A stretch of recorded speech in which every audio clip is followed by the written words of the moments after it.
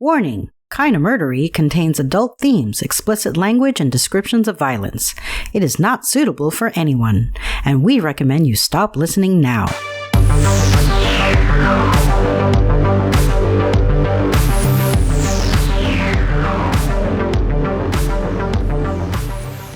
True crime with a dash of the paranormal, the garish, the strange, and the darkly comic. I'm Zevon Odelberg, host of Kinda Murdery, a podcast that's about more than just murder. It's my very own pocket dimension, home to a curated collection of bizarre and compelling stories, the unsolved, the unsettling, and the unbelievable. I cover it all, just so long as it's kinda murdery. Like it says in the intro, I am Zevon Odelberg, and this is Kinda Murdery. If you're ready, please join me as we uncover what truths we can and solve what mysteries we may. Kinda Murderies. Murder at the Elegante Hotel starts now.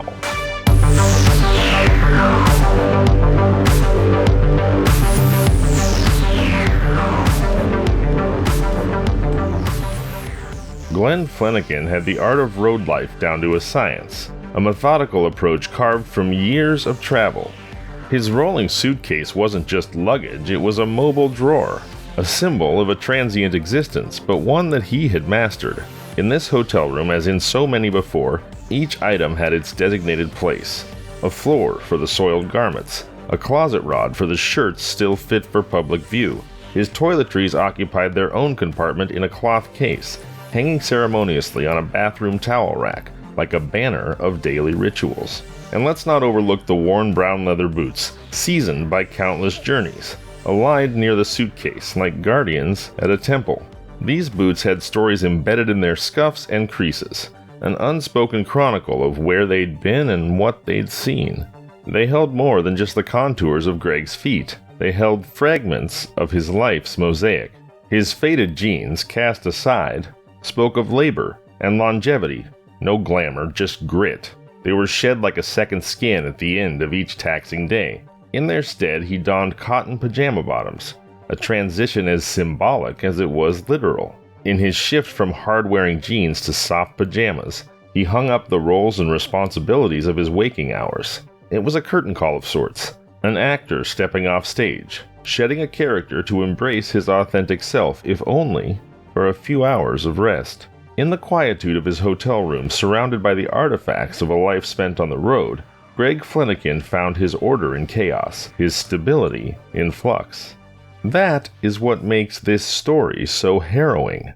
It's a story of a sanctum that provided no sanctuary at all. A story about how a life so meticulously arranged could still harbor invisible perils, waiting to shatter the fragile equilibrium. For now, though, the room is silent, the boots in their place, the toiletries hanging from the rack, and Greg is in his cotton pajamas. Here, in the sanctuary, in this brief moment of stillness, all seems right in the world. But as anyone versed in the capriciousness of fate would know, appearances can be dangerously deceiving. For Greg Flanagan, most evenings unfolded like a well-rehearsed play, each act predictable yet comforting. In the confines of room 348 at the MCM Elegante Hotel in Beaumont, Texas, he had all he needed to sequester himself from the world. He'd kick the air conditioner into high gear, its hum a soundtrack to his solitude, its chill a metaphorical barrier between him and the world outside. He'd sit, propped up by pillows, leaning against the headboard of a bed that wasn't his but felt close enough. A clean white hand towel served as his tableau, a miniature stage upon which the artifacts of his evening were carefully arranged. Ashtray, cigarette pack and lighter, BlackBerry, TV remote, and candy bar. Each object had its role in the performance of his evening. It's not just that he was watching TV, mind you. He was engaged in a solitary ritual as deliberate as a tea ceremony, as intimate as confession. Smoking a cigarette, breaking off pieces of a Reese's Crispy Crunchy bar, sipping root beer. Each act was a quiet celebration of the mundane, a slow dance with routine. The movie of the night was Iron Man 2, a tale of a hero wrestling with identity and responsibility, themes that might have resonated with Greg. On September 15th, 2010, ensconced in his hotel sanctuary, munching a candy bar, drinking a root beer, and smoking a cigarette, Greg Flanagan started watching Iron Man 2. Then comes the unnerving part. He missed the ending. Think about that. A man so wrapped up in rituals, so intent on finishing what he started, didn't get to see how the story closed. It's like reading a novel and finding the last page torn out. For Greg, this wasn't just about missing the climax of a blockbuster movie. It was a break in the ritual, an unforeseen interruption that, unbeknownst to him, signaled a more ominous cutoff. In a room chilled to his preference, among possessions meticulously placed, Greg Flanagan found himself in a storyline that he didn't write, couldn't control, and wouldn't see to its end. This was the night when his carefully orchestrated solitude was shattered, when the plot took a turn he couldn't have scripted. The room may have been cool, but the events that unfolded were anything but. What happened that evening in room 348 long remained an unsettling mystery, a jarring deviation in a life measured by consistency. The story didn't finish the way that Greg expected, and therein lies a tale as gripping as it is tragic. In the realm of quiet men who make their mark, Greg Flanagan stands out. His early years were defined by vast, untamed oceans as he worked as a chief engineer on seafaring vessels. But life is a series of acts, and Greg transitioned to his second act seamlessly. He became a landman in South Texas, facilitating the uneasy relationship between landowners and oil companies. He was good at it, joining forces with his brother Michael to carve out a prosperous niche in a city just east of Houston. Every Monday, the call of his responsibilities had him drive a 2-hour stretch from Lafayette, Louisiana to Beaumont, Texas. The journey was an unremarkable parade of roadside Americana, punctuated by industrial behemoths like the ConocoPhillips refinery. His home away from home was the MCM Elegante Hotel, specifically a room in the Cabana, a 3-story wing that gave a nod to leisure with its swimming pool and potted plants. On the evening of that fateful Wednesday, September 15, 2010, life seemed to follow its routine script. He received an email from his wife Susie updating him on tax matters. His reply, "You're doing good, babe," might have suggested a moment of satisfaction, a brief digital exchange that bridged the miles between them. Then, irony with a sinister edge. Greg was watching Iron Man 2, a film punctuated by fabricated high-stakes violence, unaware that his own life was about to be punctuated by a very real and catastrophic event. During the film's climactic battle, Greg was blindsided by a blow so violent, so brutally real, that it severed his narrative right there. This blow wasn't a plot in a film. It was a shattering assault on Greg himself. As if propelled by sheer will, Greg managed to stagger off the bed. He aimed for the door, perhaps a subconscious attempt to escape the inexplicable horror unfolding. But his body gave out, and he fell, his face meeting the green rug in a final, grim encounter. By that point, Greg Flanagan was likely already departed from a world he had navigated with such deliberate care. It's a disconcerting thought.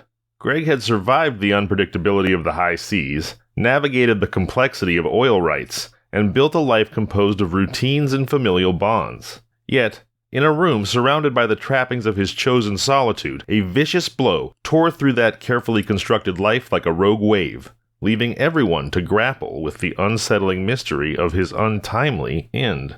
The cruel irony is inescapable, that a man so grounded, so tethered to his routines and responsibilities, would meet such a violent and mysterious end.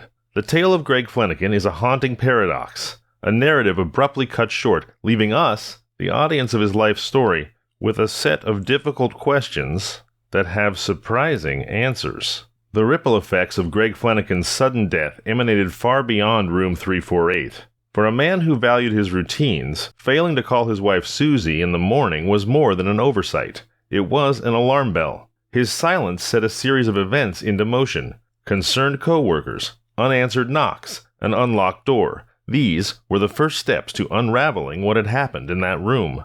Susie had been expecting a routine call, but instead she set off a cascade of inquiries that led 2 of Greg's co-workers to his hotel room. Once the door swung open, what they found was a diorama of stillness, of life interrupted. Greg lay prone, a cigarette arrested in its journey to his lips. The room was suffocatingly warm, in contrast to Greg's preference for a cool environment. Enter Detective Scott Apple, a man who looked like he was molded from the clay of law enforcement culture itself. His initial assessment of the scene found little that seemed suspicious or out of place. No forced injury, no signs of struggle, and Greg's wallet filled with cash still in his pocket. There was nothing to suggest anything but natural causes, a notion that even Greg's wife Susie was prepared to accept. Greg was a man who'd lived life on his own terms. His disdain for authority and modern health culture were well known. He'd chain-smoked since his teens. Perhaps, as Detective Apple mused, this was just a man meeting the end his lifestyle had long promised. But that's the deceitful thing about appearances. They simplify complexities. They mask the inexplicable. On the surface, everything looked routine, a term that in the context of Greg's meticulously structured life had always offered comfort. Now it veiled an unsettling mystery. While the police may have seen the incident as routine, treating it almost like a procedural formality, there were elements that defied explanation. Why was the room so warm when Greg liked it cool? What could cause a man so attuned to his environment to drop dead without warning or reason? The initial phase of the investigation concluded with the perfunctory click of a camera, capturing images that would serve as the last record of Greg's life and surroundings. His body was then taken for an autopsy. On the surface, it seemed like a closed case, an affair needing only medical rubber stamping. But those who knew Greg and the life he had built couldn't shake the feeling that the story was incomplete. Susie found solace in the idea that Greg had died as he lived, on his own terms. Yet, there were unanswered questions, ones that neither the police nor the routine photos could put to rest. While Detective Apple may have initially categorized this as a, quote, natural causes thing, unquote, the situation whispered more than it revealed. For a man so steeped in routine, what broke the cycle? What script went awry? It seemed like a minor medical mystery at the outset, but the real puzzle was just beginning. The tension between what appeared routine and what could be deeply mysterious sat heavy in the air like a note sustained, waiting for the next chord in a dissonant song. As far as investigating death in Beaumont, Texas is concerned, medical examiner Dr. Tommy Brown was an institution, speedy, methodical, and deeply knowledgeable. He carried himself with the air of someone who had navigated the landscape of mortality more times than he could count. Each autopsy was conducted with precision, 45 minutes of inspecting, measuring, and dictating notes. His quick-spoken demeanor and seemingly eccentric appearance only heightened his credibility in the professional community. In Jefferson County, Texas, his conclusions were treated as gospel. So, when the body of Greg Flanagan lay on the table before him, the expectation was for another routine case. At first glance, the man appeared healthy for his age. No obvious signs of trauma or degradation, just a lifeless shell of what was once a vibrant being. But as Dr. Brown delved into the nitty-gritty, an anomaly stood out. A half-inch laceration on Greg's scrotum, with accompanying discoloration and swelling. It was a jarring discrepancy amidst an otherwise unblemished physique. Beyond the laceration, there was more. The bruising expanded, rising through the groin and fanning out across the right hip. These signs didn't square with the early theories of natural death. And it wasn't just a matter of inconsistent details. It was a stark contrast that screamed for an explanation. What had struck Greg with such force, and why?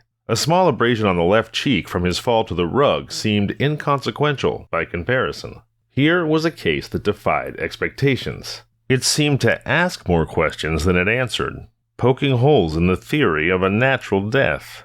Detective Scott Apple may have entered room 348 thinking he'd find answers easily, but Dr. Tommy Brown's findings pointed to something more complex, possibly sinister. The inconsistencies made the mundane elements, the room temperature, Greg's unresponded emails, the undisturbed items on his towel, all the more unsettling.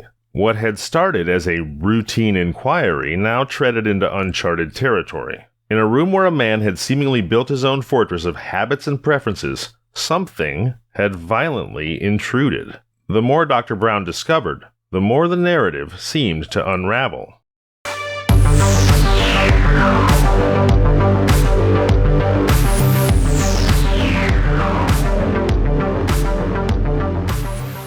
Dr. Brown was no stranger to the baffling and inexplicable, but this mystery was a doozy, even for him.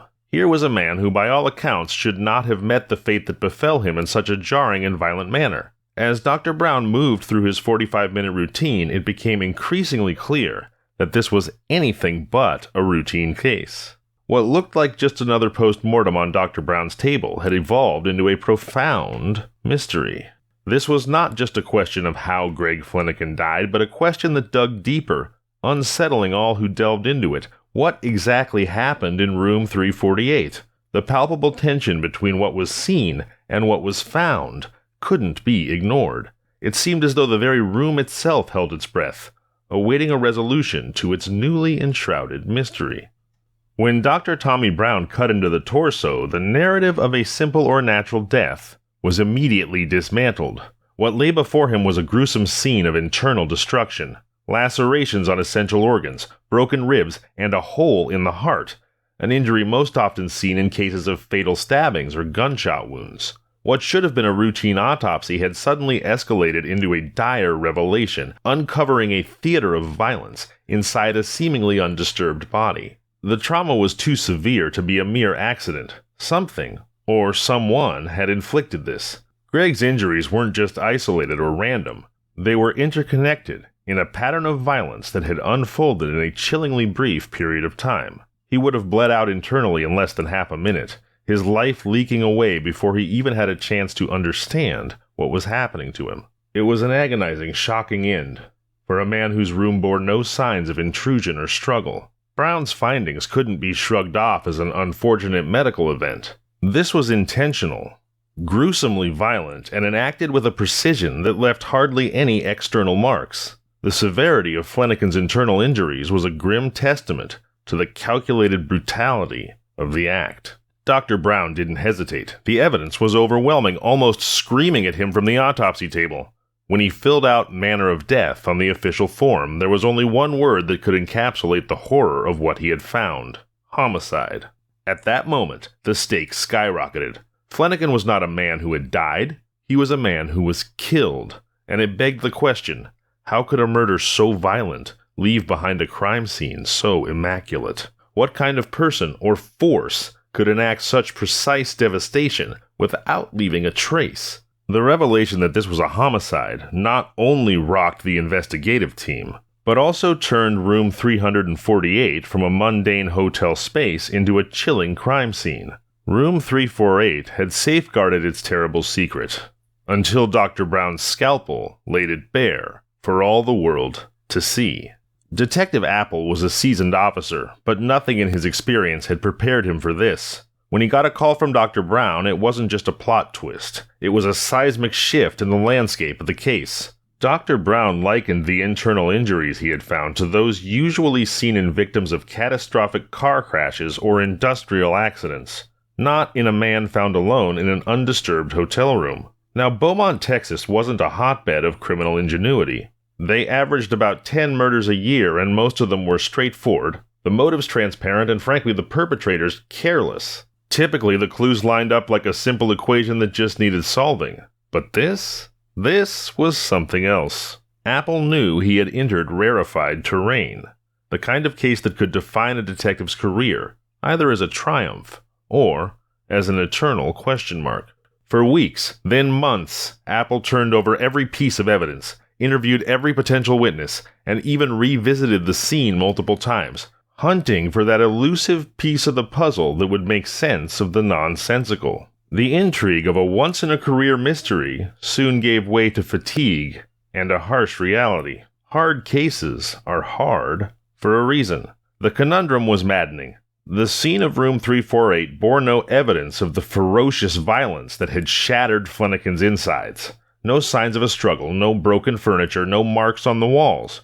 Just an eerie silence that contradicted the story told by the dead man's battered internal organs. And the impossibility was compounded by a lack of any commotion heard by neighbors. Could such a horrific assault really leave everything and everyone around it so untouched?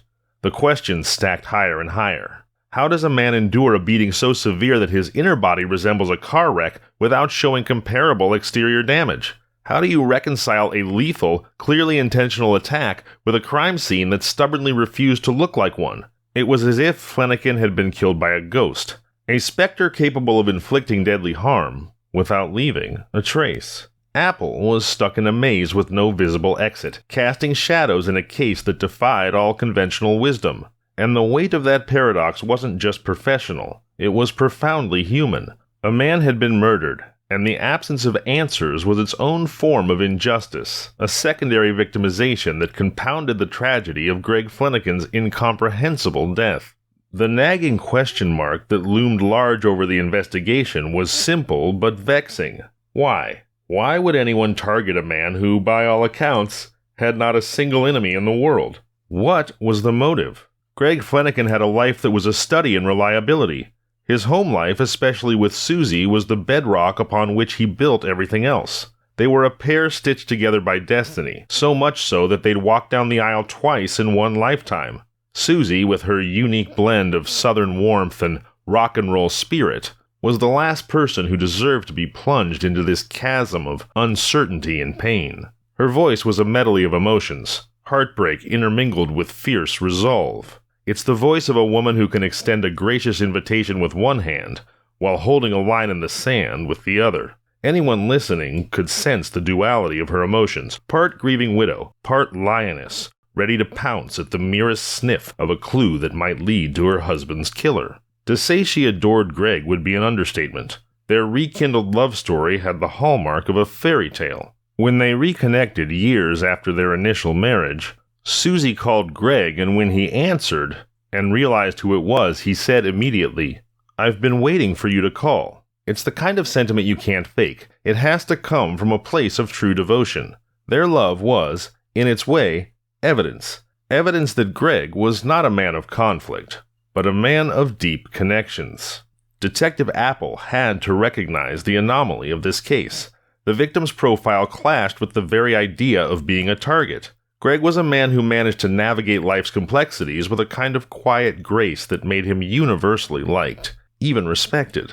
The circumstances were more than puzzling. They were nearly paradoxical. The nature of Greg's injuries indicated a violent struggle, a battle that left its scars deep within his physical body. Yet the setting, the Elegante hotel room, offered no corroborating signs of such a brutal confrontation. And Susie, well, she was a reminder of all that had been inexplicably lost, a human emblem of the case's deep, seemingly unanswerable questions. Greg's life was marked by the absence of the very elements that often play into violent crimes. No vices, well, except for cigarettes and candy bars, no dark secrets, no list of enemies. Yet the man, who had waited years for a single phone call, had met an end so violent that it defied logical explanation. The case was not just a professional challenge for Detective Apple, it was an existential one. The absence of a clear motive struck at the core of his understanding of crime and justice. In a world that often seeks to categorize events as comprehensible or incomprehensible, the death of Greg Flanagan remained, hauntingly, in the second column. Greg Flanagan was a beacon of stability and decency.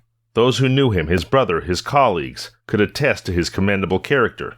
He kept to himself, usually retreating to his room at the Elegante early in the evening. He didn't haunt the hotel bar, nor did he engage in the sort of behaviors that usually attract trouble. Greg was not a drunk, not a womanizer, and certainly not a man prone to fights. He was, by all accounts, the kind of man most people inherently trust and like. Now this raises a glaring, unsettling question. Why would anyone target such a man for murder? It defies logic, yet the grim reality was, someone had. Detective Apple waded through this murky mystery as the leaves of fall gave way to winter's chill in 2010. He turned over every possible stone, traced every conceivable line of inquiry. One notable event did catch Apple's eye, a small but potentially significant incident on the evening of Greg's death. While preparing a simple bag of microwave popcorn, Greg had accidentally tripped an electrical circuit, causing a temporary power outage. The outage wasn't just confined to his room,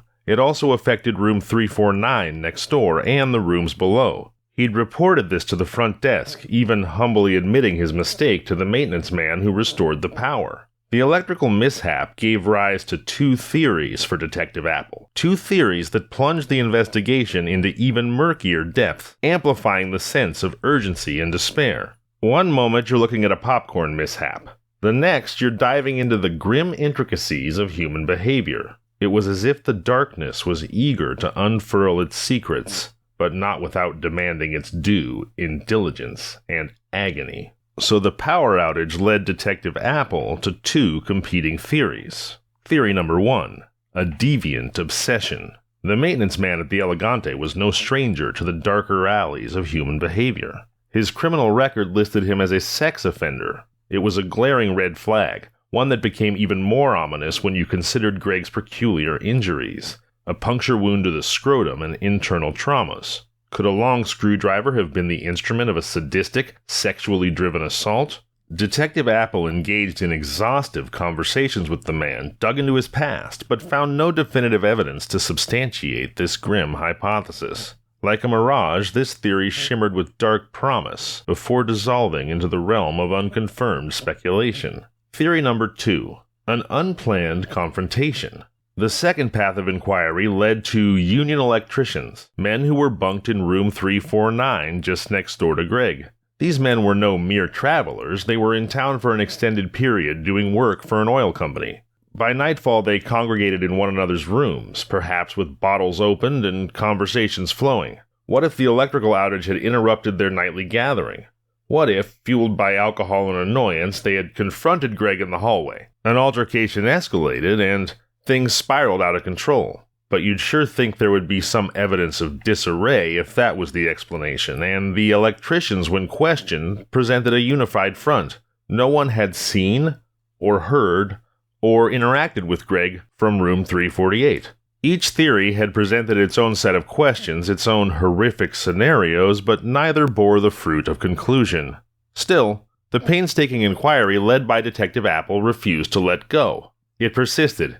It gnawed, clinging to the slim hope that the veil would eventually lift to reveal the harsh yet necessary truth. As the investigation soldiered on, the question of why remained, hanging in the air like a haunting melody. Could a simple electrical fault unravel into such calamitous events? If anything, the journey so far has taught us that in the most ordinary settings, the potential for extraordinary evil lurks, often where we least expect it. 9 days after the murder of Greg Flanagan, as the questions continued to mount and the mysteries unfurl, Detective Apple donned a hidden camera and revisited the Cabana's wing 3rd floor with a fellow officer. Their mission? To re-question the same electricians, gauge their reactions, catch any inconsistencies, if there were any. What happened to that guy anyway? Lance Mueller broke the silence. His features were sharp and his dark hair was losing its battle with age. Clad in a t-shirt and blue jeans, he and Tim Steinmetz were the occupants of room 349. Hell, I don't know, admitted Apple. That's precisely what I aim to unearth. It's as though some enormous weight toppled onto him. We're fishing for witnesses. Sounds, whispers in the wind, anything really. Mueller and Steinmetz were reservoirs of silence, except for one trivial clue. They'd heard coughing from the adjacent room. As for the theory that something heavy had struck Greg, Mueller expressed the same bewilderment as Apple. There's nothing in these rooms heavy enough, he insisted. The lingering questions continued to ferment, like wine forgotten in a cellar. Weeks turned into months. Despite Apple's dogged pursuits, and Greg's family offering a $50,000 reward, answers remained elusive. Private investigators came and went. The riddle of room 348 remained intact, an itch in the mind of every person who touched the case.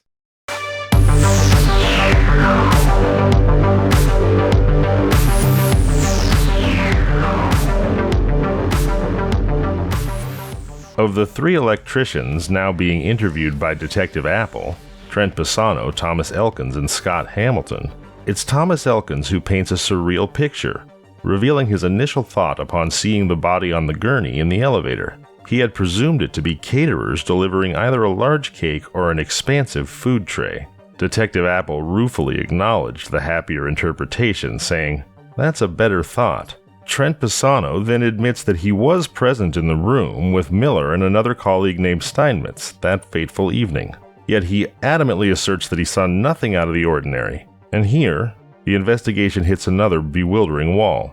A man who was in the room across the hall from a murder claims that he neither saw nor heard anything unusual. It seems an unlikely statement, but Detective Apple has heard others profess a similar ignorance, and so it does nothing to help solve the case. All three electricians willingly provide their identification, offer their mobile contact information, and declare their availability for future questioning, as they'd be in town for a few more months. "We're happy to help," they say. These amiable electricians simply carrying on their work, juxtaposed with the dark undercurrents of the unexplained death that occurred just a couple doors away, presents a stark contrast. Here are individuals caught in the web of a bizarre case, their routine existence suddenly tinged with a touch of the macabre. It begs the question, how many of us go about our daily lives, blissfully unaware of the mysteries and potential dangers lurking just a few steps away? As weeks stretch into months, the supremely dedicated Detective Scott Apple exhausts every possible avenue of inquiry, ruminating on various theories that might shed light on the case. He doesn't rule out anyone, even entertaining the idea that Susie, the wife of the deceased, could have orchestrated her husband's untimely demise. The same intense objective scrutiny is applied to Michael Flanagan, Greg's brother and business partner. Yet these avenues of investigation reach dead ends. There's not a shred of evidence pointing to either individual. The quest for resolution becomes more than an investigation. It becomes an existential dilemma, for it's human nature to yearn for answers, to find comfort in the logical and explainable. A mystery solved not only restores order to chaos, but also alleviates that nagging itch for moral equilibrium. By contrast, the unresolved nature of this case remained a perpetual irritant, like that proverbial stone in the shoe of Detective Scott Apple. And so, by the end of 2010, the detective is utterly stymied. The needle of the investigative compass is spinning aimlessly. In a desperate bid to generate new leads, Greg's family raises the stakes. They offer a $50,000 reward in November, hoping to entice someone, anyone, with information that could crack the case wide open.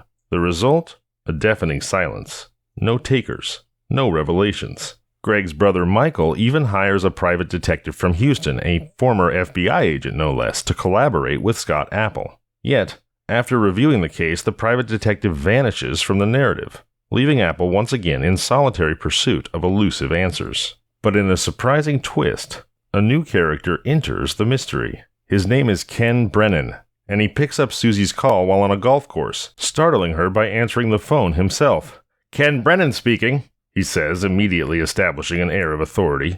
Susie is taken aback. She'd expected layers of intermediaries, but Brennan is refreshingly direct. Though Susie's not feeling well, she manages to narrate the convoluted tale of Greg's death, the baffling findings of the coroner, and the investigation that hit a wall. Brennan cuts to the chase, requesting pertinent files and suggesting that she send them as soon as she can. Then, he adds something that strikes a different chord. "Well, you need to fucking take care of yourself." The blunt advice, delivered in a gravelly New York accent, is both a command and a moment of unexpected tenderness. It immediately endears Brennan to Susie.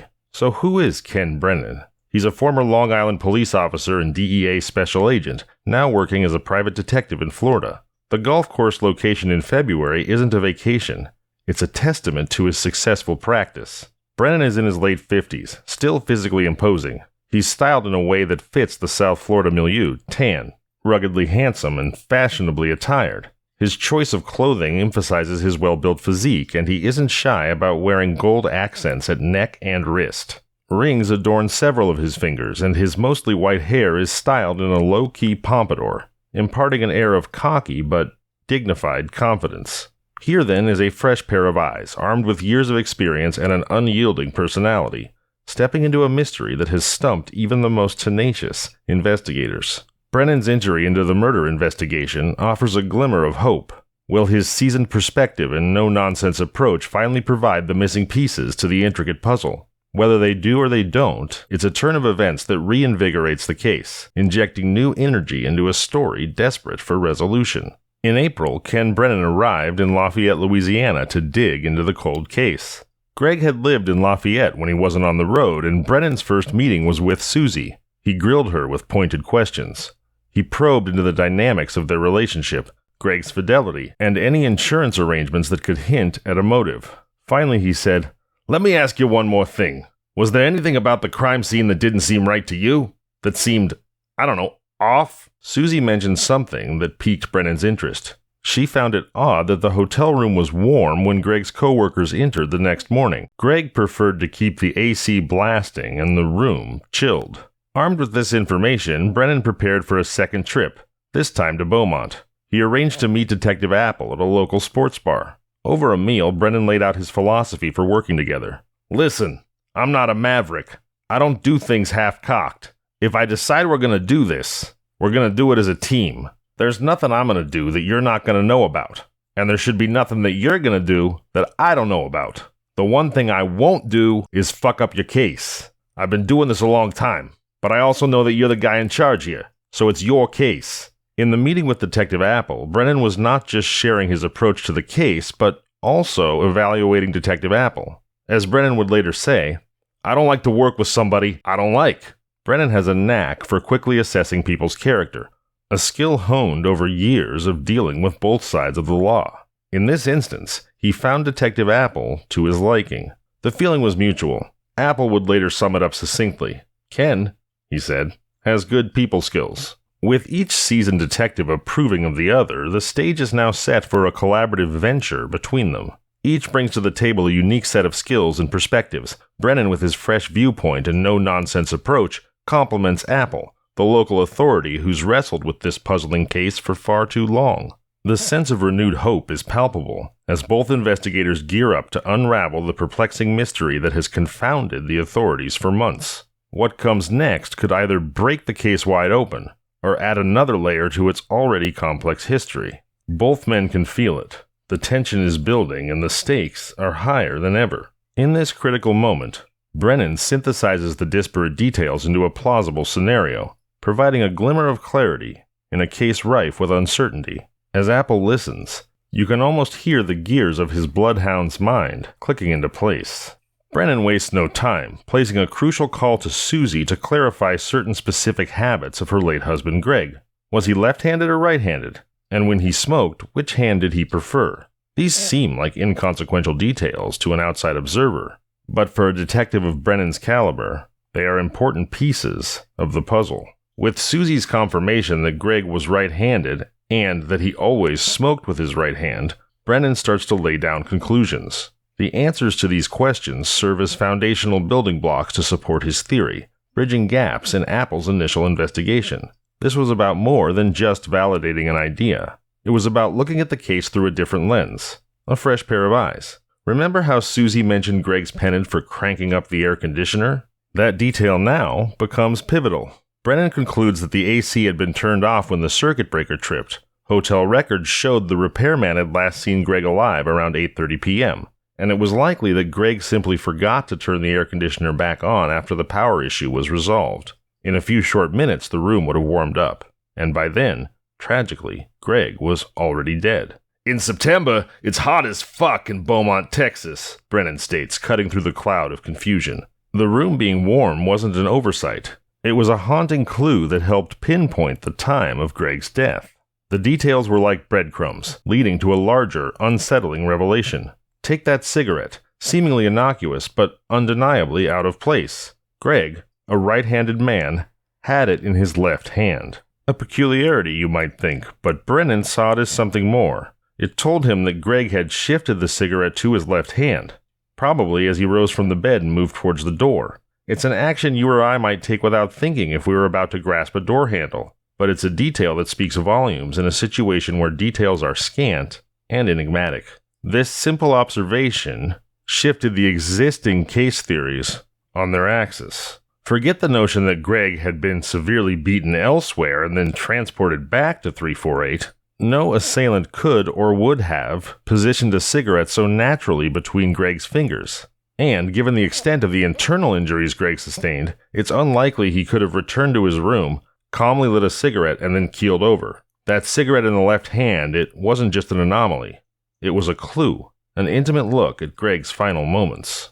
This new trajectory of fact suggests that whatever violence befell Greg occurred within the confines of that room, and it adds a new layer of complexity. How does a man suffer such catastrophic internal damage in a room that looked virtually untouched?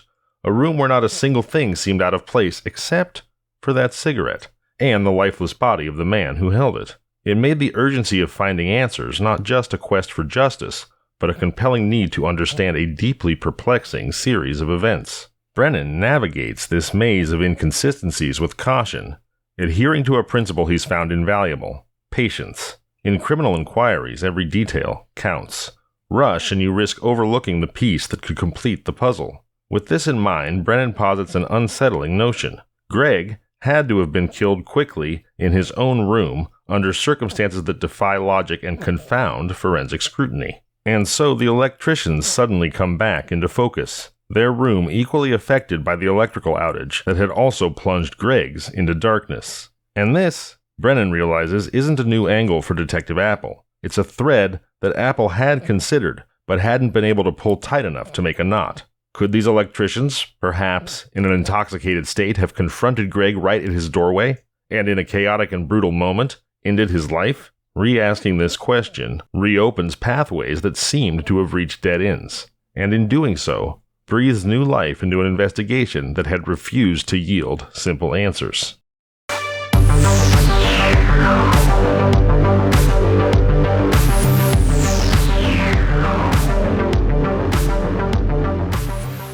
You question the electricians? Brennan asks Apple. Yeah, they were nice guys. See anything hinky? No, replies Apple. Well, I'm sure that if they were drinking, they had to talk about it to each other, Brennan says, so somebody knows about them. Probably one or two of their close friends or their co-workers are going to know about this. Next, Brennan and Apple visit Dr. Brown.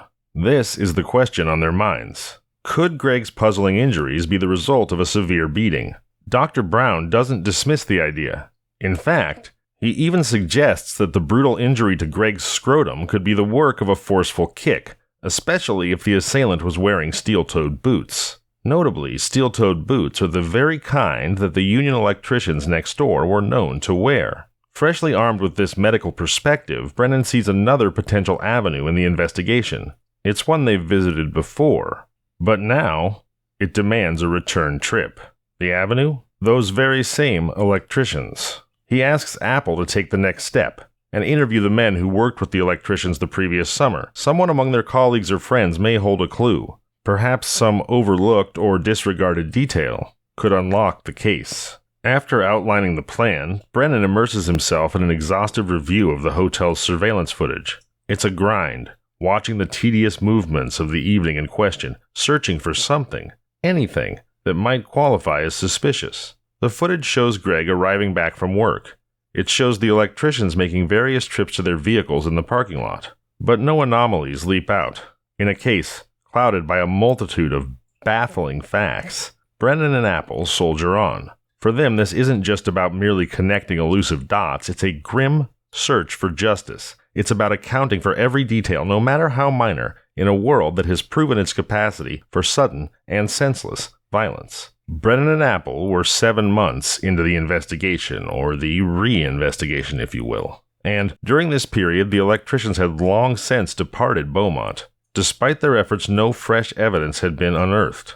When they spoke to a crew foreman named Aaron Bork initially confused Greg's case with another, mentioning something about a gun going off in a boarding house. Apple corrected him, emphasizing that they were investigating a fight at the Elegante Hotel. Bork had no recollection of such an incident. Yet, Bork's unintentional reference to a gun ignited a fire in Brennan's mind. His instincts, a sort of silent guidance system developed over years in law enforcement, led him back to room 348 at the Elegante Hotel. Armed with flashlights, he and Apple meticulously scoured the room, searching for something, anything that they didn't already know. After a period of fruitless searching, Brennan's attention shifted to an innocuous-looking indentation on the wall next to the door. It was the sort of blemish that would normally be dismissed as wear and tear, but a simple test with the door handle revealed that it didn't align. That's when Brennan said to Apple, "Come on, Scott, let's take a look at the other side."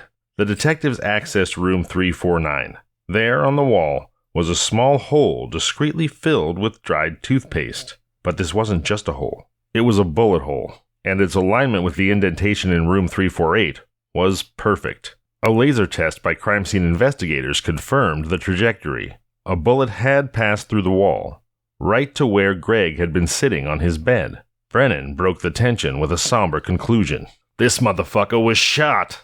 The pieces fell into place, cracking open a layer of the mystery that had stumped investigators for months. It wasn't an assault or a beating that claimed Greg's life. It was a bullet, a sinister force that passed through the wall, apparently unseen and unheard until it reached its fatal destination. Remember Dr. Brown, the coroner? Well, Dr. Brown was a man with an illustrious career, a guardian of scientific accuracy in the realm of forensic pathology.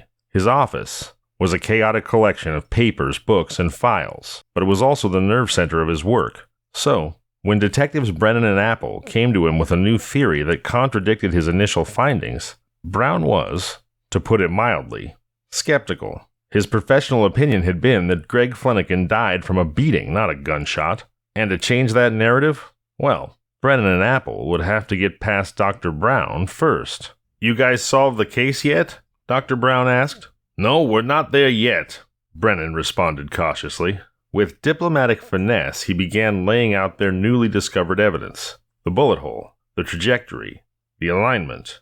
Dr. Brown was curt in his response. You're trying to tell me that this man was shot. I'm telling you, he wasn't shot. He immediately dismissed the notion of exhuming the body, citing it as both insensitive and impractical, but mostly impractical, since Greg's body had been cremated. Brennan was undeterred by the incredulous doctor and by the lack of a body. He navigated the situation with the steady assurance that years of investigative work had imbued in him. Let's just go through the autopsy photos, he proposed. As they flipped through the grisly snapshots, Brennan directed the conversation toward specific injuries, methodically interpreting them through the lens of the bullet's trajectory. Tell me, Doc, could all of this damage have been done, besides the blunt force trauma? Could a bullet cause the same? Brown remained steadfast, upholding his original diagnosis. This man was beaten, but Brennan was onto something. Doc, that's a bullet hole, he declared as they studied a photograph of Greg's heart. Brown was silent, his eyes scrutinizing the image before him. His mind was a battlefield, weighing years of professional experience against the daunting possibility of a grave error. At last, he conceded, Yeah, that's a bullet hole. His voice was tinged with a reluctant mixture of defeat and discovery. The media is gonna kill me on this, he added, the gravity of the revelation sinking in. Brennan and Apple had effectively turned the case on its head, altering its course and thrusting it into uncharted territory. But for Dr. Brown, the epiphany came at the cost of questioning the very competence that had defined his career. Yet the sobering fact remained. Greg Flanagan's death was not the result of a drunken brawl or a spontaneous fight. It was a bullet, a deadly force that had cut through both walls and the deeply held professional convictions of Dr. Brown to reveal a new, harsh piece of the elusive truth.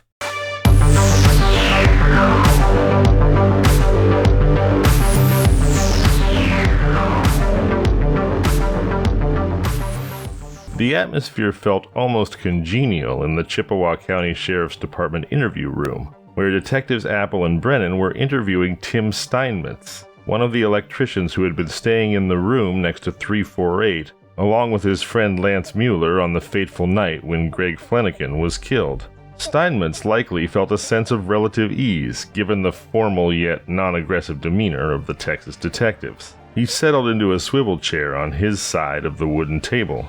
Across from him, the detectives sat with their notebooks laid open, files within easy reach, all elements of a conventional investigative process. Graciously, they thanked Steinmetz for his cooperation, emphasizing that this was all standard procedure. But beneath the thin veneer of routine lay the weight of an unresolved death, a puzzle that had led these officers across state lines, chasing leads that had grown cold over the past 7 months. Steinmetz may have reassured himself that sticking to his pre-rehearsed story would keep him insulated. After all, no one likes to think of themselves as part of someone else's tragedy. Yet, here he was, unavoidably connected to the fate of a man who had died just a wall away from him in a Texas hotel. Although it's likely that Steinmetz found comfort in the detective's polite professionalism, it was this very courtesy that could be the most disarming. The officers were trained to walk the tightrope between comfort and confrontation, setting the stage for what could become a pivotal moment in a perplexing case. Tension hung heavy in the air, palpable yet unspoken as the detectives began their questioning. It's settings like these where rehearsed stories meet the crucible of scrutiny, where a person's words can either bring resolution to a grieving family, or dig a deeper hole of mystery. And so, with notebooks open and pens poised, the detectives began. On one side of the table, Steinmetz had his story straight, buttoned up, but on the other side, the detectives had a puzzle with missing pieces, and they were determined to find them. The question was, would the words spoken here today fit into the puzzle, or blow the case wide open? The weight of unspoken truths loomed as the interview commenced, and Tim Steinmetz, no doubt, felt the gravity of the moment whether he showed it or not. Up until the moment that Steinmetz signed his statement, he probably thought everything was fine. The atmosphere in the room was almost friendly.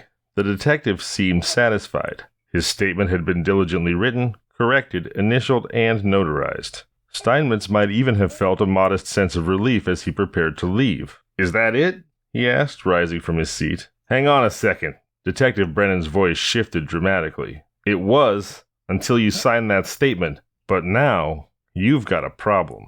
Suddenly the room was transformed. The congeniality vanished, replaced by palpable tension, even fear. Steinmetz had unwittingly crossed an invisible boundary. The signed statement had furnished the detectives with the leverage they needed to demand more from him. Signing a false statement to the police can be prosecuted as a felony. For Steinmetz, the stakes were now perilously higher. Feeling cornered, he sat back down, suddenly aware that he was ensnared in a situation far more precarious than he'd originally thought.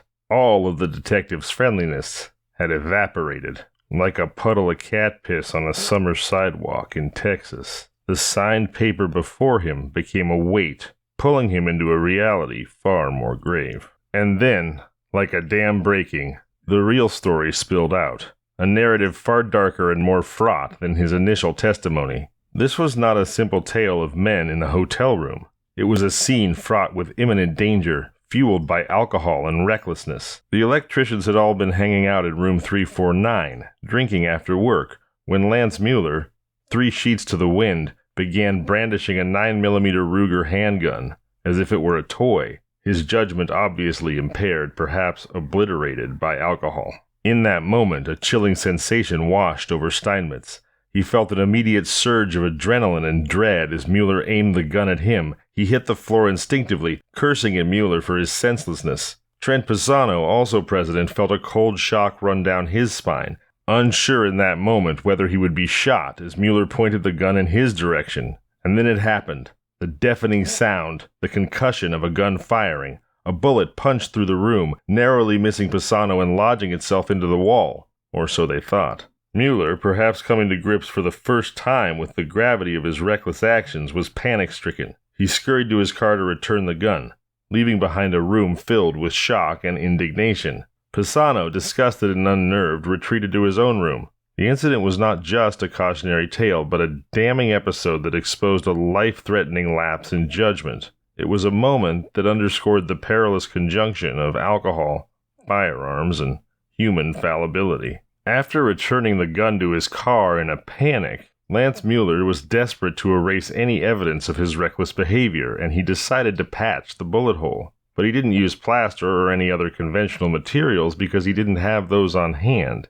Instead, he used toothpaste. With a sense of urgency driven by the haunting realization of just how badly things could have turned out, he slathered the toothpaste into the hole, smoothing it out in an amateur attempt to make it disappear. It was a moment that symbolized the futile efforts to cover up actions that had become dangerously consequential. Toothpaste, a mundane item typically associated with daily routine, was now part of an unsettling narrative, a flimsy cover over a gaping wound, both literally and metaphorically. It was a desperate, almost childish act that belied the gravity of the situation. Patching the bullet hole with toothpaste was a metaphor for the broader failure of judgment that evening, a cover-up, poorly executed, and unlikely to hold up to any real scrutiny. Although, as we now know, hold up it did, for many months. When Tim Steinmetz finally spilled the beans on what really happened that fateful night, including Mueller's attempt at playing handyman with a tube of toothpaste, it underscored the absurdity and the horror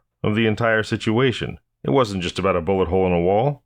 It was about holes in their stories, their judgment, and perhaps the fabric of their moral compasses. And all these holes couldn't be filled with a tube of Crest. The true story was out, and Steinmetz' demeanor was a mix of relief and trepidation as he leaned back in his chair, staring at the notepad where his second statement, the true statement, was laid out in black ink. He had reached the point of no return. When he and Mueller had heard that soft cough from the room next door after returning from the bar past midnight, they had become aware of the presence of their neighbor for the first time. And then when the man had died, they kept their activities to themselves, secretly worried about the consequences. When Steinmetz saw the police presence and the gurney being rolled out of room 348 the next morning, his heart sank. "I thought he'd killed that guy," Steinmetz confessed to Brennan.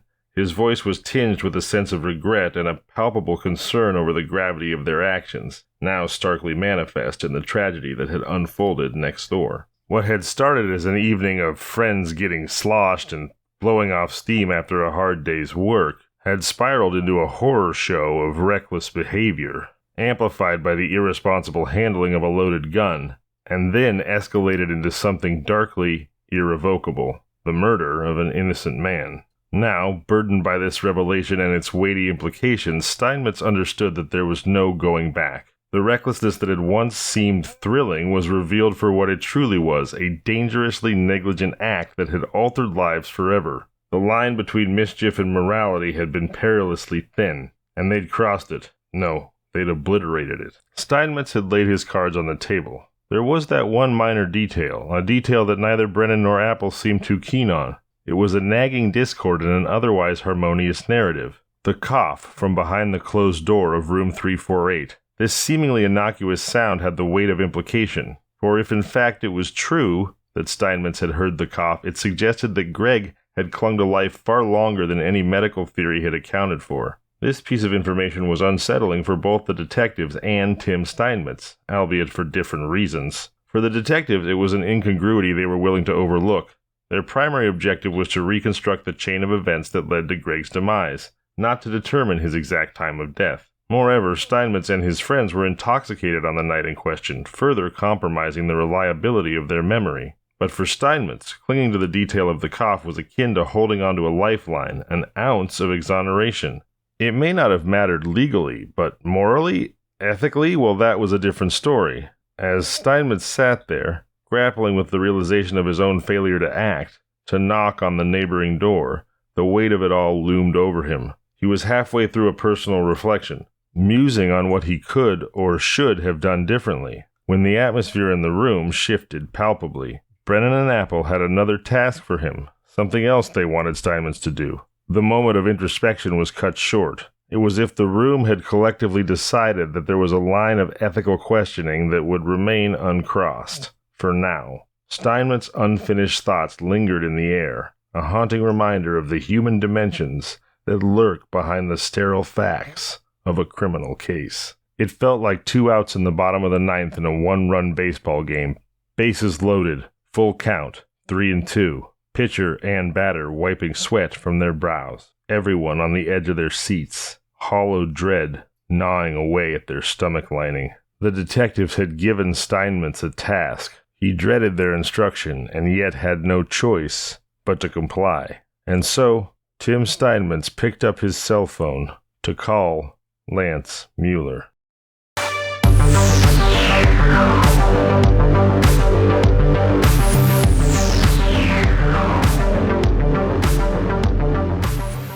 "Hey Lance, what's up?" he asked, his voice warbling with tension and dread. "Not much," said Mueller.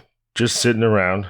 "Well, I just got back from down there," said Steinmetz. "How'd it go?" Steinmetz hesitated, his conscience at war with instincts for self-preservation. Finally, he fessed up. "Well, I told him the whole story, you know, what happened, that we were sticking to there, you know." "What's that?"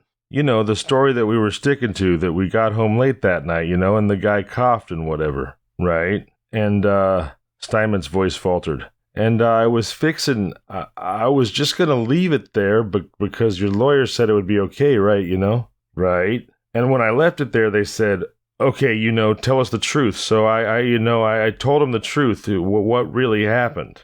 Silence ensued on the other end of the line, a cavernous, echoing void that hung heavily in the air. It was as if time itself had frozen. "You mean about the gun going off and all that?" Mueller finally asked, breaking the silence. "Yep. And what did they say?" "Well, that I would be in trouble, if I didn't tell them." The air grew thicker. Another long silence. "So, Tim, what did they say?" "Well, not much. I don't know if they're going to get a hold of you or Trent or what the hell they're going to do." Mueller sighed audibly, a noise resembling the death rattle of a wounded animal. Then he groaned. "What'd they mean by that? Tell us the truth. Did they say anything about the gun prior to that or what?" No, they just said they knew exactly what happened. They told me to stop fucking lying. They were pretty pissed. And then I told them exactly how everything went down and what really and truly happened."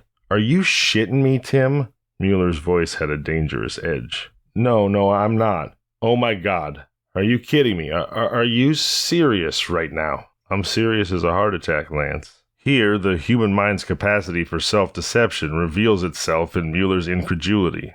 Despite all the evidence stacking up against him, Mueller refused to connect the dots between the gun and the man's death. "Doesn't make sense, Tim. At first the coroner ruled that it was a heart attack.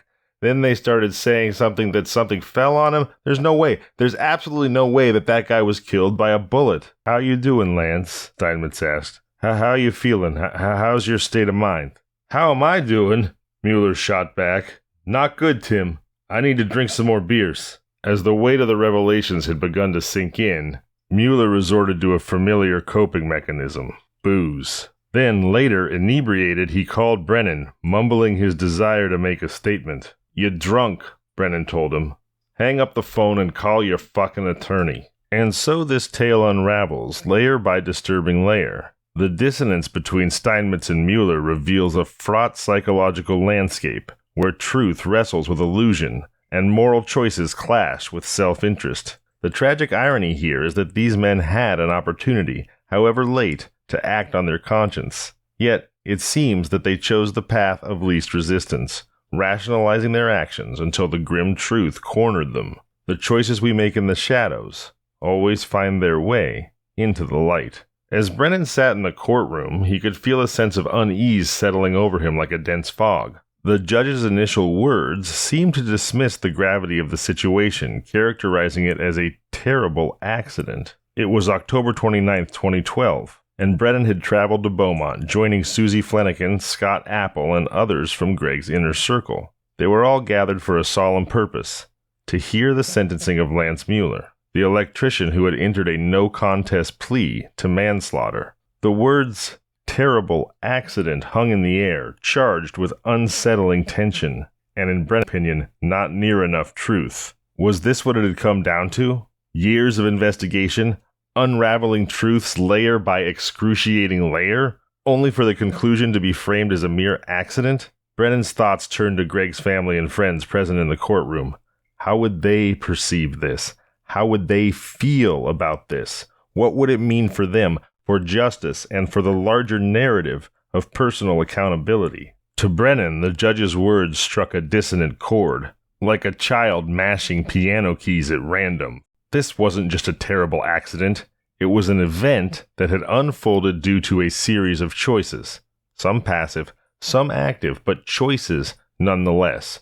Choices that irrevocably altered the course of multiple lives. Calling it a terrible accident almost seemed to minimize those choices and, by extension, the life that had been lost and the lives that had been impacted. It suggested an absence of intent, a mitigating circumstance. But what of the mitigating circumstances for Greg, for his family, and his friends? They were absent, replaced by stark, irreversible reality. Brennan's apprehension could have been the apprehension of anyone who's ever sought justice, ever looked to the legal system for some form of closure. Could the sentence capture the intricate layers of morality, of human failure and frailty woven into this tragedy? Or would it miss the mark, settling for an explanation that skirted the uncomfortable complexities? You could cut the tension in the room with a butter knife. The stakes were high. Whatever the judge's final words would be, they had to serve as the concluding chapter of a story that had been fraught with suspense, drama, and heartbreak. It was a story that had started in the cold anonymity of a hotel room and had led everyone present in the courtroom on a grim journey through the mazes of human behavior, and now, justice. As Brennan awaited the judge's next words, he was confronted with the reality that sometimes the system can only provide so much clarity or solace. And, as the courtroom held its collective breath, the weight of that reality pressed heavily on all present. This was the moment that would answer the lingering questions, bring closure, or perhaps leave an unfillable void in the hearts of those seeking justice for Greg, just like his absence would leave a void that would be unfilled forever. When the judge parted his lips to speak again, Brennan's pulse quickened, his thoughts echoing the collective anxiety that filled the courtroom. "Oh, fuck," he found himself silently exclaiming. "Here it goes. Don't tell me this guy's gonna get a fucking year or something." But then, plot twist. The judge began an articulate recitation of the recklessly irresponsible choices that had created the entire tragedy. Every decision was laid bare, each one scrutinized under the cold light of judicial review. This is more like it, Brennan thought, and the tightness in his chest eased ever so slightly. Finally, there was acknowledgement of the casual sequence, the chain of human errors and willful neglect that had culminated in an irreversible tragedy. There was no glossing over, no sanitation of the uncomfortable facts. The cataloging of irresponsible choices acted like a bridge, connecting the legal proceedings to the raw emotional reality that Greg's family and friends had been grappling with. It seemed to say, this wasn't just something that happened. This was something that was caused. And now, there must be accountability. For Brennan, that moment was redemptive in its own way. It was an affirmation that their efforts, tireless investigations, countless interviews, and the arduous journey through the maze-like legal system were not in vain. This was not a simplistic rendering of events as a, quote, terrible accident, unquote, but rather a nuanced understanding that situated the tragedy in a context of avoidable human failure. As the judge continued speaking, there was a collective, albeit quiet, exhale in the courtroom. It was as if everyone had been holding their breath, waiting for this very moment, when the system, often seen as coldly analytical, showed a glimpse of its humanity by recognizing the gravity of the mistakes made. Brennan almost wanted to get up and applaud. And so, as the long list of irresponsible choices was delineated, one couldn't help but feel a subdued sense of vindication. It was a sobering acknowledgement that actions have consequences, that choices matter, and that, in the final analysis, justice, however imperfect, seeks to reconcile the scales that were so tragically tipped. As the gavel struck, the courtroom seemed to inhale a collective breath of finality. The judge had sentenced Lance Mueller to 10 years, only half of the maximum penalty that the law permitted. Mueller's courtroom apology, which seemed tinged with genuine remorse, felt to many like a futile act of contrition. Too little, too late. From the beginning, Mueller had been running an insidious game of calculated risks, or perhaps uncalculated risks, but still, his reckless decision to play with a firearm while in a drunken state was not just irresponsible, it was criminally so. Even his co-worker Steinmetz had admitted that they had suspected that Mueller's wayward bullet might have played a role in the demise of the man in room 348. Even if Greg's death had originally been classified as a heart attack, which of course it wasn't, but even if it had been, the disorienting shock of a bullet tearing through the wall could easily have been the trigger. And yet, after the coroner had initially ruled blunt force trauma as the cause, Mueller had comfortably settled into the narrative, however implausible, that something else had killed Greg. He even went as far as to patch the bullet hole with toothpaste, a ludicrous attempt to paint over the cracks in his moral landscape, and a half-assed attempt to cover the evidence, that's for sure. The gun was hastily hidden, first in his car and then with a friend, before finally being handed over to an attorney for safekeeping. All this suggested one thing. Mueller was concerned, if not downright afraid, that the bullet from his gun had done terrible, irreparable damage. Had he come forward at any point before Detectives Brennan and Apple had cracked the case, a painstaking process that we know took nearly 8 months, it's possible that Mueller might have evaded a manslaughter charge or even imprisonment. Instead, he gambled. He banked on the hope that his connection to Greg's death would remain forever shrouded in mystery. And let's not overlook the fact that initially the odds seemed to favor him.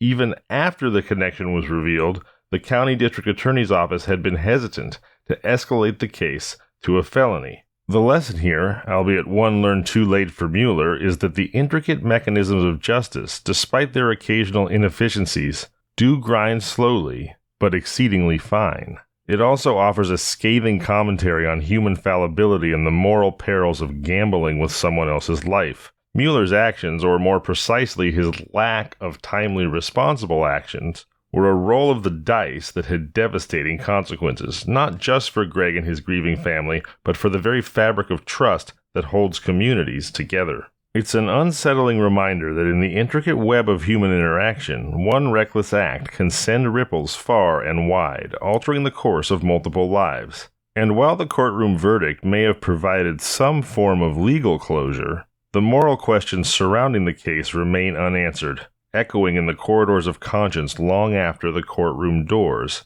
have swung shut. But Detective Brennan wasn't the type to let the complexities of the law cloud the moral clarity of a situation. When he got wind that the prosecutor initially had been considering a plea deal for Mueller, he knew he had to intervene. He flew to Beaumont, putting himself directly into the fray between the forces of expediency and the demands of justice. There, he found himself in a meeting with Paul Noyola, an investigator for the DA's office, and Scott Apple. Noyola laid out the prevailing sentiments. Accidental gun discharges were not rare in Texas, and both judges and juries typically understood them. The Texas Criminal Code was admittedly vague on accidental deaths, which made the case look more like an uphill battle than a straight path to justice. Brennan was incensed. The stakes were higher than the inconvenience of a difficult prosecution. This wasn't merely about legal gray areas. It was about the glaring black and white of right and wrong. And so, the seasoned detective orchestrated a move. He brought Susie Flanagan to Beaumont to sit face-to-face with the assistant district attorney who was handling the case. However, this was not just about how the district attorney felt or what he thought the easiest path to justice was. He was in fact facing complications of his own. Mueller's gun was still in legal limbo, held by a lawyer who seemed ready to put up a fight before turning it over. It was as if the physical gun, ensconced in that lawyer's safe, was a metaphor for the moral and legal complexities that enshrouded the case. Yet, for Brennan, it was about breaking through the administrative fog to reveal the stark reality of a life lost due to reckless irresponsibility. His aim was not just to solve a case, but to serve as a conscience for a system that could sometimes lose sight of its fundamental purpose, justice. By bringing Susie Flanagan to that meeting, he was humanizing a case that seemed to be slipping into the abstract.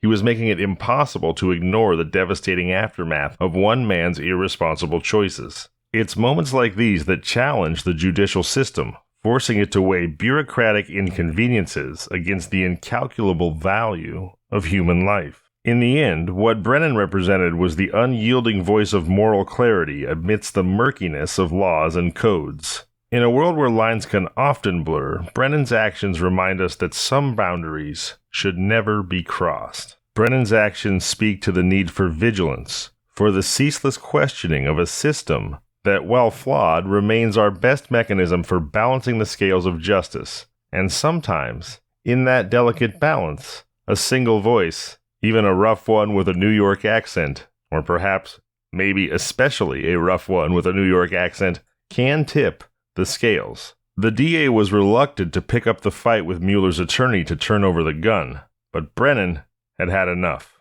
I suggest you fucking go down there with a search warrant and a fucking blowtorch and get the fucking weapon, Brennan furiously berated the district attorney. It's evidence of a capital crime. What the fuck are you talking about? This was more than just an outburst.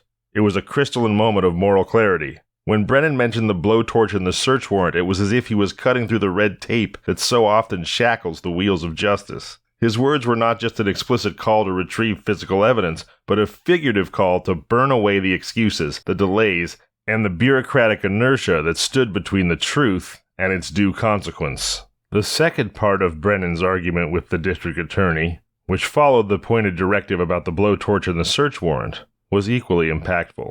Greg Flanagan, the victim, was important to everybody here, Brennan said, gesturing around the table, his eyes lingering for an extra moment on Greg's wife, Susie. And we're not going to let this thing get brushed under the rug like somebody takes a plea on this. This is not a fucking accident. An accident is when somebody comes in, has taken off their gun, the gun discharges, and God forbid somebody gets hit. That's one thing. It's completely fucking different when somebody fucking brings a gun that they shouldn't have into another fucking state, shit-faced drunk, fucking around with the gun. Even the people around him realize that something bad could happen. He discharges a round, almost kills the guy he's with, and then he does kill somebody on the other side of the wall. He knows that's something that could happen. It's an occupied hotel. And then, he doesn't even bother to knock on the door next door to see if anybody's hurt. And after that, his answer to the whole thing is to go get drunk some more in the fucking hotel bar. And then when he sees a body being taken out the next day, and he's 100% certain he kills somebody, he decides not to say anything but to run to his attorney and leave the fucking weapon in a safe, and the fucking attorney doesn't say anything about it either. You want to know what that is? That is fucking murder. So if you think we're going to forget about this whole fucking thing, think again, because that ain't fucking happening. It's crucial to understand here that Brennan was not merely venting his frustration. His words laid out a comprehensive indictment of both the act and the subsequent chain of negligence and irresponsibility. He dismantled the idea that it was a mere accident. Accidents are unfortunate incidents that happen despite responsible behavior. What Mueller did, by Brennan's account, fell squarely outside of this category. Mueller's actions were a cascade of deliberate, reckless decisions, each amplifying the risk to human life. The ensuing consequences were not just predictable, they were inevitable. Brennan's rhetoric served as an imperative, challenging the very foundations of a criminal justice system that was considering treating the tragedy as a series of unfortunate events, rather than a preventable crime. When he mentioned the phrase, "That's fucking murder," it became clear that for him, this was not just about what could be proven in a court of law, but what was morally and ethically undeniable. He was dragging the tragedy out from the murky waters of legal gray areas and into the stark light of moral judgment. Finally, the tone of finality in his last sentence, "because that ain't fucking happening," left no room for misinterpretation. There would be no forgetting, no brushing aside, and no trivial plea deals. This case had carved out a place in the ethical consciousness of everyone involved, a place where it would stay until justice had been finally realized. Brennan's words were not mere expressions of anger. They were a compelling call to action, echoing through the walls of that room and resounding in the minds of everyone present. This was a moment of reckoning, and, thanks to Brennan's unequivocal stance, it became a turning point in the pursuit of justice. In a courtroom packed with tension and raw emotion, Susie Flanagan delivers a damning oration that encapsulates years of anguish, frustration, and injustice. "I have waited over 2 years to look you in the face, eye to eye, and simply have the chance to speak directly to you," she says to Mueller. "You would never have come forward with the truth. You murdered him. No, you didn't intentionally seek him out to murder, but you murdered him, and every lie you told, with every intentional selfish deception, with every cover-up, over and over again, you murdered him. You saw his body taken out of the room in a body bag the next day. You knew you killed him. It meant nothing to you." The weight of these words, every syllable drenched in truth and irrefutable pain, reverberates through the courtroom. Mueller, taken aback, could only look shocked, an expression of surprise and dawning comprehension as the walls of his constructed reality crumble around him. Susie's words carry the burden of justice long denied.